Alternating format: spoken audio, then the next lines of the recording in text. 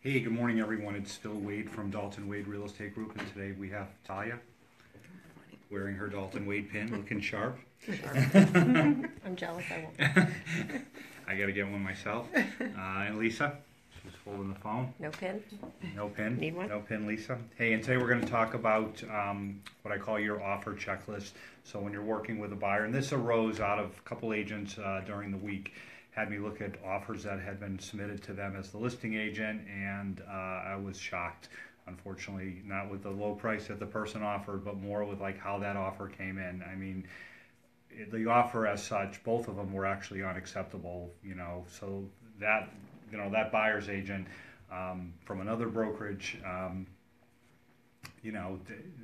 mean, it just never could have been accepted the way it had been put together. So there was a lot more work that needed to kind of happen with that offer. And if you think about it, especially in today's market where, getting your offer accepted as a buyer's agent is hard, right? Because there's a lot of buyers and not a lot of houses. They're really doing their client a disservice because, it wasn't going to be signed.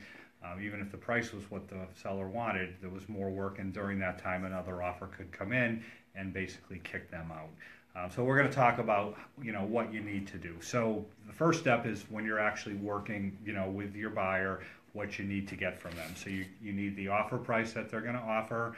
You need how much they want to put down, their good faith deposit. If there's a second deposit after the home inspection, most people don't do that. The amount they're financing, the percentage. If it's 80%, then it's 80% of the purchase price. If it's FHA, it's 3.5%. If it's VA, it could be zero. Their preferred closing date. Are they requesting a home warranty? The number of days they want to complete the home inspection. Any closing cost credit, you need to mention to them they're, possibly can, get the seller to pay part of their closing costs.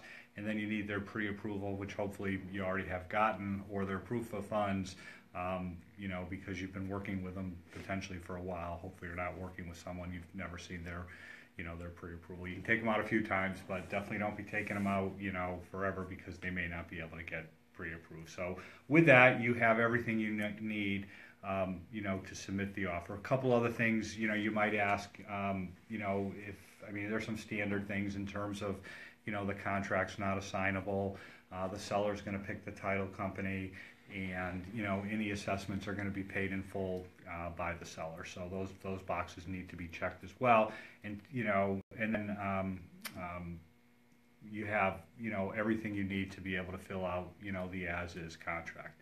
And then so now you've got everything and you're ready to put the package together so that your client can then sign it and you can get it over to the listing agent. So you need the fully executed contract, everything initialed and everything signed, all the addendums that go along with the offer, the lead paint disclosure, if it's a condo, the condo rider, the HOA rider, any attachments that are up on, the little paper clip on MLS that, need to be signed by the buyer.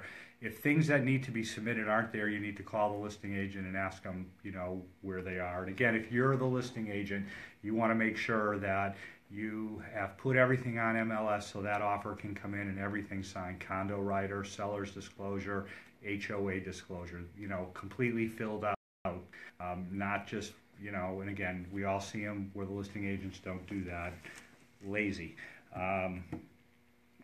So all the signed addendums initialed and signed, the seller's disclosure, any other attachments that are up on MLS that, the buyer is, the listing agent is requesting as part of the package, and then the pre-approval. And then, you've got all that, and then it goes over in an email with an email cover letter that basically says, I'm attaching, the as-is contract, fully executed as-is contract, addendum, seller's disclosure, and the buyer's pre-approval for XYZ address.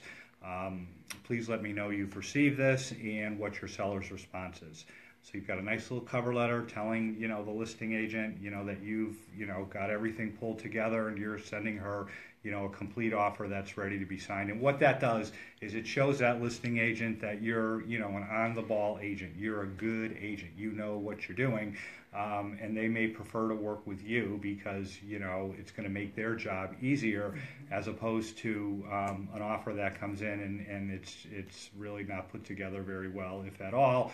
It just kind of tells that listing agent that you're, you know, really don't have your act together, and that she's going to have to probably, or, you know, that listing agent's probably going to have to carry, you know, more of the effort to get that deal potentially closed. So that's it. It's very simple, easy. You know, if anybody wants, I do have a checklist developed. I can email you, phil@daltonwade.com, or you can, you know, private message me or message me through Facebook, and I can send it to you. Any questions here, Lisa or Talia?